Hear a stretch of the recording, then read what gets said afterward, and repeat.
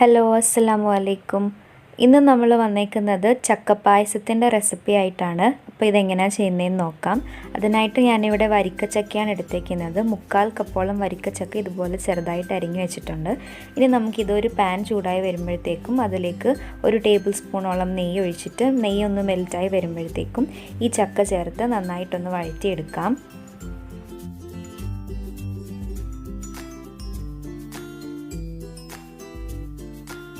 ഇനി നമുക്ക് ശർക്കരപ്പാനി ചേർത്ത് കൊടുക്കാം. ഞാനിവിടെ 1.5 കപ്പ് ശർക്കരപ്പാനിയാണ് ചേർത്ത് കൊടുക്കുന്നത്. നിങ്ങളുടെ മധുരത്തിനനുസരിച്ച് ചേർത്ത് കൊടുത്താൽ മതി. ഞാനിവിടെ 1/4 കിലോ ശർക്കര നന്നായിട്ട് ഉരുക്കി അരിച്ചെടുത്തതാണ്. അപ്പോൾ ഇത് ചേർത്ത് നന്നായിട്ട് മിക്സ് ചെയ്തെടുക്കാം. ഇത് നമുക്ക് നന്നായിട്ടൊന്ന് തിളച്ച് വരണം. ആ സമയം നമ്മുടെ ചക്കയും നന്നായിട്ട് വെന്ത് കിട്ടും.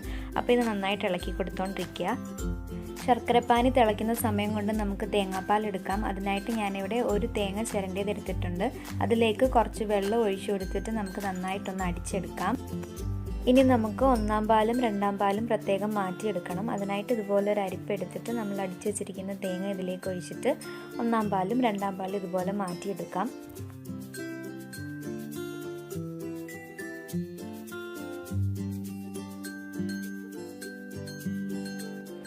ശർക്കരപ്പാനി തിളച്ച് വന്നിട്ടുണ്ട്. ചക്കയും അത്യാവശ്യം നന്നായിട്ട് തന്നെ വെന്ത് കിട്ടിയിട്ടുണ്ട്. ഇനി നമുക്കിതിലേക്ക് 2-ാം പാൽ ചേർത്ത് കൊടുത്തിട്ട് നന്നായിട്ടൊന്ന് ഇളക്കി കൊടുക്കാം.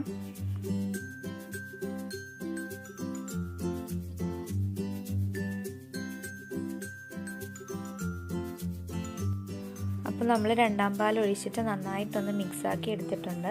ഇനി നമുക്കിതൊന്ന് തിളച്ച് കിട്ടണം. ആ സമയം നമുക്ക് അരിപ്പൊടിയുടെ മിക്സ് തയ്യാറാക്കണം.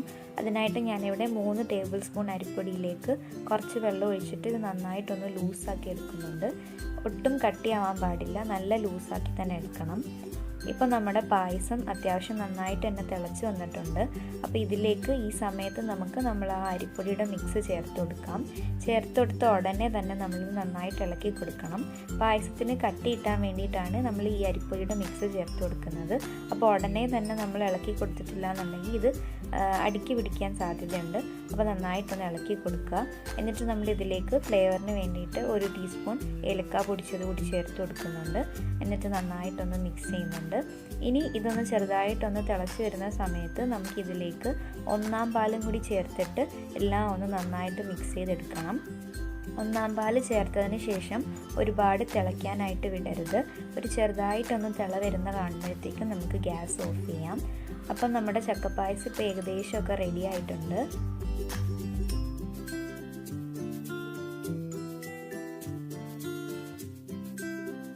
ഇനി നമുക്ക് അണ്ടിപ്പരിപ്പ് മുന്തിരിങ്ങ ഒന്ന് നന്നായിട്ട് റോസ്റ്റ് ചെയ്തിട്ട് ചേർത്ത് കൊടുക്കാം. അതിനായിട്ടൊരു പാനിലേക്ക് ഞാനൊരു ടേബിൾ സ്പൂൺ നെയ്യ് ചേർത്തിട്ട് അതിലേക്ക് നമുക്ക് ആവശ്യത്തിനുള്ള അണ്ടിപ്പരിപ്പ് മുന്തിരിങ്ങ കൂടി ചേർത്തിട്ട് നന്നായിട്ടൊന്ന് റോസ്റ്റ് ചെയ്തെടുത്തിട്ട് ഞാൻ പായസത്തിലേക്ക് ചേർത്ത് കൊടുത്തിട്ടൊന്ന് മിക്സ് ചെയ്തെടുക്കുന്നുണ്ട്. അപ്പോൾ നമ്മുടെ ചക്കപ്പായസം ഇത്രയേ ഉള്ളൂ. ഭയങ്കര എളുപ്പമാണ്, എല്ലാവർക്കും ചെയ്യാൻ പറ്റുന്നൊരു റെസിപ്പിയാണ്. എല്ലാവരും ഇതൊന്ന് ട്രൈ ചെയ്ത് നോക്കുക. നമ്മുടെ വീഡിയോ എല്ലാവർക്കും ഇഷ്ടമായെങ്കിൽ ലൈക്ക് ചെയ്യുക, മറ്റുള്ളവരായിട്ട് ഷെയർ ചെയ്യുക. നമ്മുടെ ചാനൽ ഇതുവരെ സബ്സ്ക്രൈബ് ചെയ്തിട്ടില്ല എന്നുണ്ടെങ്കിൽ ഒന്ന് സബ്സ്ക്രൈബ് ചെയ്യുക.